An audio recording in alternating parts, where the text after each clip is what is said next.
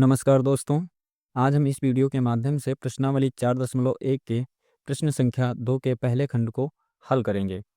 तो प्रश्न संख्या 2 क्या कहता है कि निम्न स्थितियों को द्विघात समीकरण के रूप में निरूपित कीजिए।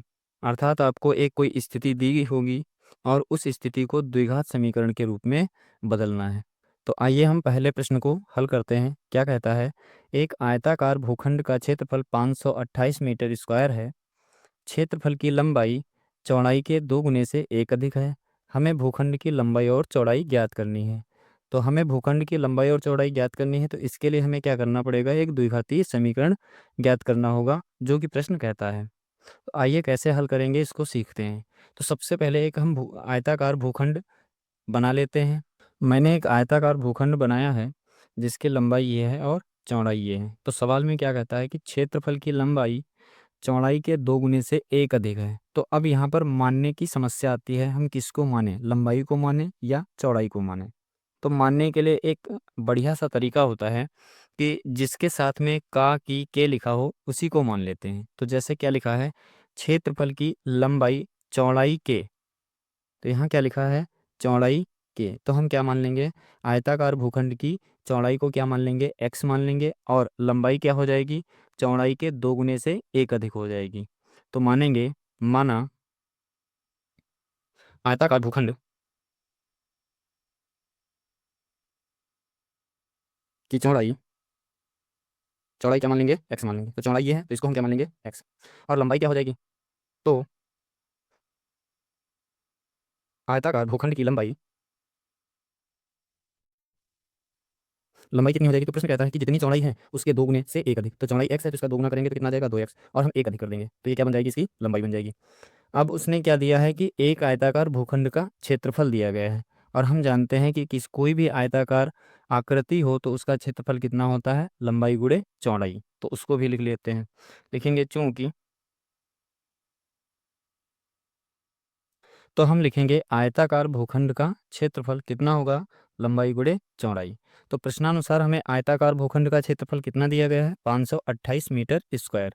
तो हम लिख लेंगे, जहाँ पर क्षेत्रफल आयताकार भूखंड का क्षेत्रफल, तो इसकी जगह क्या रख देंगे हम, 528 बराबर लंबाई कितनी है, लंबाई है 2x प्लस 1 गुणे चौड़ाई कितनी है, x है। अब हम इसको सॉल्व करेंगे तो कितना आएगा, 528 बराबर 2x की गुणा x से करेंगे तो कितना आ जाएगा, 2x स्क्वायर, प्लस 1 की गुणा x से करेंगे तो कितना आएगा, x। जब हम इसे सही तरीके से लिखेंगे तो क्या बन जाएगा, ये बनेगा 2x स्क्वायर प्लस का x और माइनस का 528 बराबर क्या बचेगा, 0। तो प्रश्न ने क्या कहा था कि दी हुई स्थिति को किस में बदलना है, हमें द्विघात समीकरण में। तो हमने इस स्थिति को किस में बदल दिया, एक द्विघात समीकरण में। तो अतः हमारा यही आंसर हो जाएगा। अब यदि भूखंड की लंबाई व चौड़ाई के वास्तविक मान निकालने हैं तो इसे कैसे हल करेंगे, आइए देखते हैं। दोस्त, आगे बढ़ने के माध्यम से सवाल को हल करने में मदद मिलती है, तो हमारे सवाल को देखते हैं। इसे आगे हल करने के लिए हम सबसे पहले इसके गुणनखंड करेंगे। तो गुणनखंड करने के लिए क्या करते हैं, एक्स स्क्वायर के गुणांक की गुणा करते हैं। तो अचर पद है 528 और एक्स स्क्वायर का गुणांक कितना है, 2, इन दोनों की गुणा करेंगे। जब हम गुणा करेंगे 528 और 2 की तो कितना आएगा, 8 दूना 16, 2 दूना 4, 1 5, 5 दूना 10, 1056। गुणा करने पर 1056 आया है। तो ये सवाल कहता है कि 1056 के ऐसे दो खंड करिए। तो कैसे चेक करें कौन कौन से गुणनखंड होंगे, तो सबसे पहले 1056 के हम गुणनखंड करते हैं। तो 1056 के जब गुणनखंड करेंगे तो क्या किए, 2 से काटेंगे, 3 गुणे 5 गुणा कर दें तो कितना आ जाए, 1056। तो जब ऐसी स्थिति होती है तो दोनों गुणनखंडों 33 एक जैसा, एक 33 बना लें। और क्या बचेगा, 2 दूना 4 दूना 8, 8 दूना 16 दूना 32।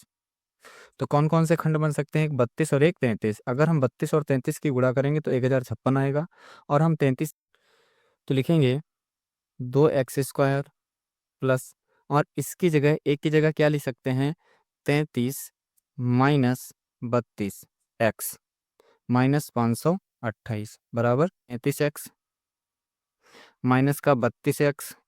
ये देखेंगे कि 4 पद हो गए। अब 4 पदों में दो दो पदों में हम कॉमन लेंगे। तो यहाँ 2 है, यहाँ 33 है और 2 और 33 में कुछ कॉमन नहीं मिलेगा तो क्या कॉमन आएगा, तो जब x कॉमन लेंगे तो क्या बचेगा 2x पहले पद में प्लस और दूसरे पद में क्या बचेगा केवल 33। इसी प्रकार से जब हम इसमें कॉमन लेंगे 32x माइनस का 528 तो कॉमन तो कितना बचेगा 16 दूनी 32 अर्थात 2x माइनस, जब इसमें से 16 कॉमन है कि इन दोनों पदों में क्या कॉमन है 2x प्लस का 33 और फिर बचेगा क्या x माइनस का 16 बराबर 0। आगे हल करने के लिए क्या कर सकते हैं 2x प्लस 33 को सबसे पहले 0 के बराबर मानेंगे, 2x प्लस 33 बराबर 0। तो हल करेंगे कितना आ जाएगा 2x बराबर माइनस का 33, तो x बराबर कितना आ जाएगा माइनस का 33/2।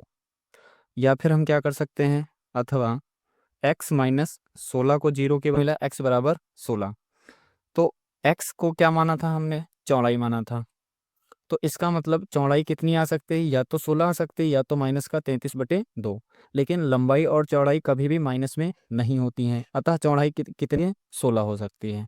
तो हम लिख सकते हैं अतः आयताकार भूखंड की चौड़ाई कितनी होगी 16 होगी, और लिखेंगे अतः भूखंड